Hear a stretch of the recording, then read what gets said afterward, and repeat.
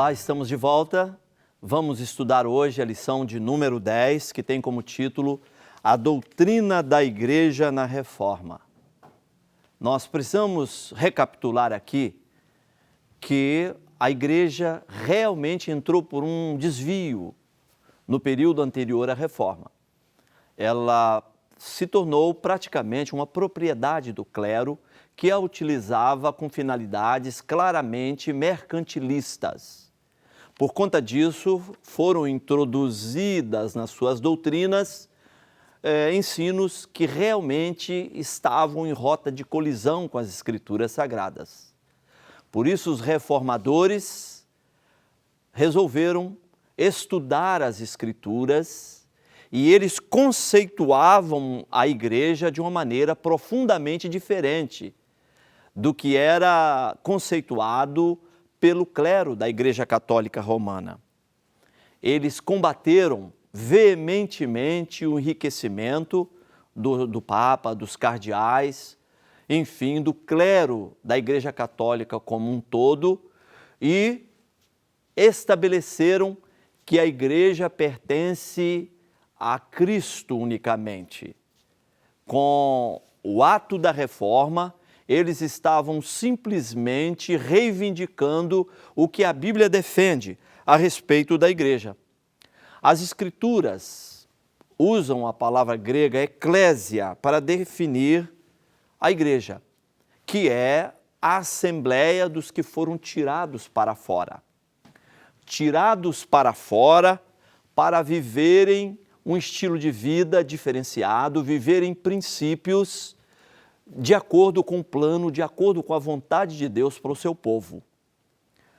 O que os reformadores conceituaram sobre a igreja era algo totalmente apoiado nas Escrituras Sagradas.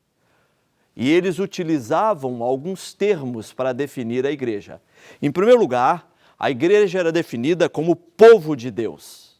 Era a assembleia, era a reunião do povo de Deus. Em segundo lugar, eles utilizavam a expressão os eleitos, assim como Paulo usou esse termo diversas vezes. Eles se referiam à igreja como os eleitos, outras vezes como santos. Quando eles falavam dos santos, estavam automaticamente referindo-se à igreja. Paulo, por diversas vezes, utilizou esse termo para definir a igreja. E com ele, Paulo estava dizendo que aquelas pessoas que faziam parte da igreja foram santificados. Para compreendermos isso, é preciso termos dois entendimentos.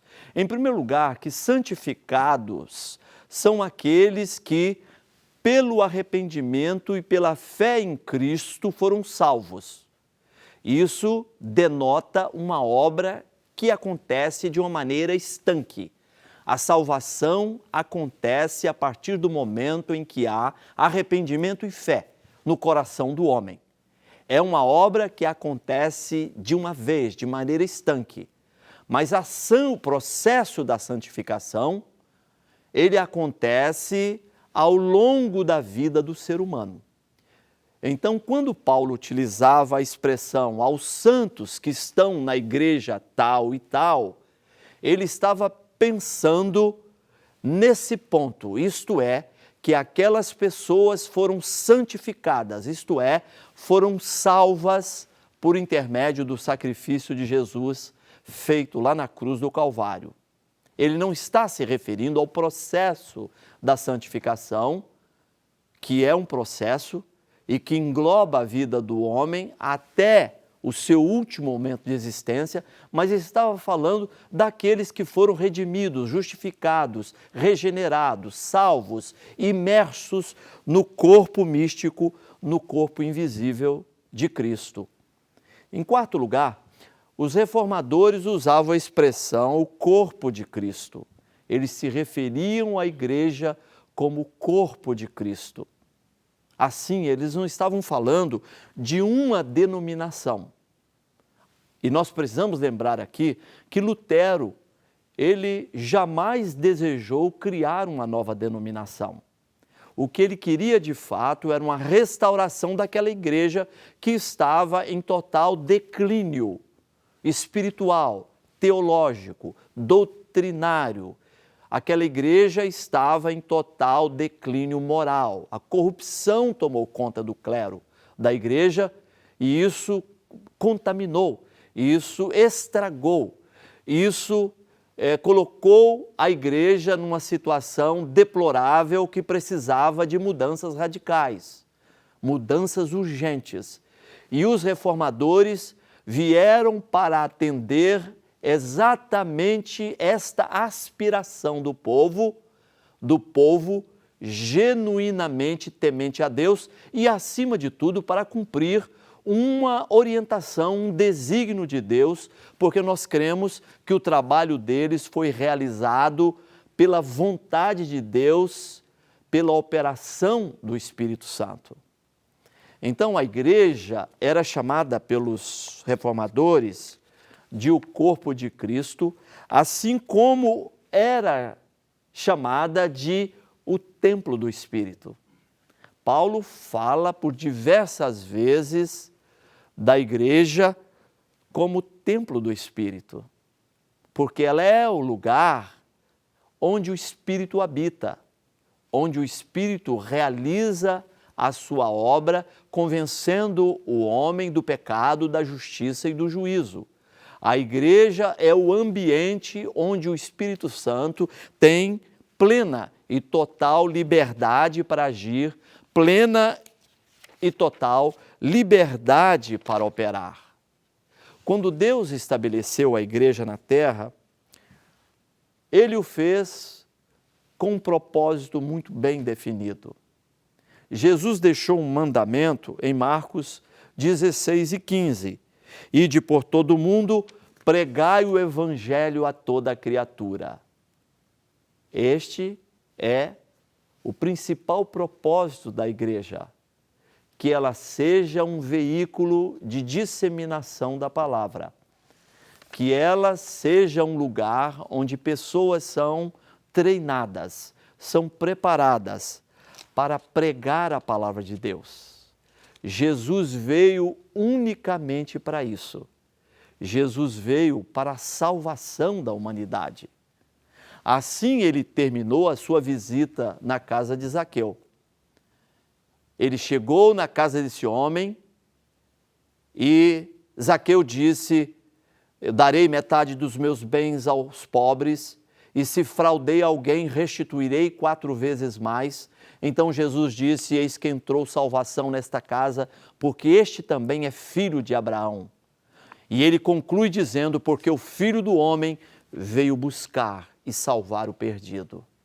Então Jesus veio para isso, para buscar e salvar o perdido.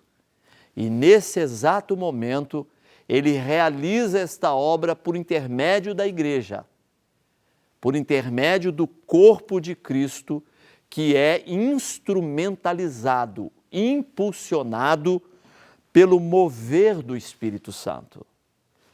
Então a igreja existe para pregar a palavra de Deus, para dizer ao mundo que há sim uma luz no final do túmulo, que a situação na qual todo homem perdido está envolvido tem solução.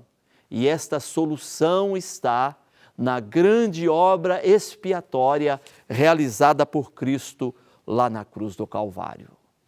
O segundo propósito da igreja é a edificação mútua daqueles que compõem o corpo de Cristo. Nós somos edificados mutuamente na igreja. Nós recebemos a disciplina da palavra. Nós somos instados a permanecer na comunhão vital com o corpo de Cristo e com cada irmão individualmente. E nesse relacionamento, nós somos equipados, nós somos preparados para viver aqui e agora os princípios do reino de Deus. Logo, a igreja está na terra com um propósito espetacular, maravilhoso, singular, ímpar, ela foi plantada aqui na terra para ser um veículo de pregação da palavra e para ser um instrumento de edificação mútua daqueles que uma vez receberam o sacrifício de Cristo, receberam o perdão para os seus pecados e tiveram os seus nomes inscritos, registrados no livro da vida. Mas a igreja está aqui na terra também com uma responsabilidade com o homem. É a chamada responsabilidade social. Nós não fomos salvos porque praticamos boas obras. Nós praticamos boas obras porque fomos salvos. Nós temos, como mordomos deste mundo, uma responsabilidade com a natureza, com o ecossistema. Nós temos uma responsabilidade com o nosso próximo. E nós não podemos cerrar as nossas entranhas àqueles que padecem, àqueles que necessitam da nossa ajuda. Estamos chegando ao final desta aula. Que Deus te abençoe. Queremos estar aqui no próximo encontro e contar com a sua audiência e contar com você no desenvolvimento de todas essas aulas. Deus te abençoe.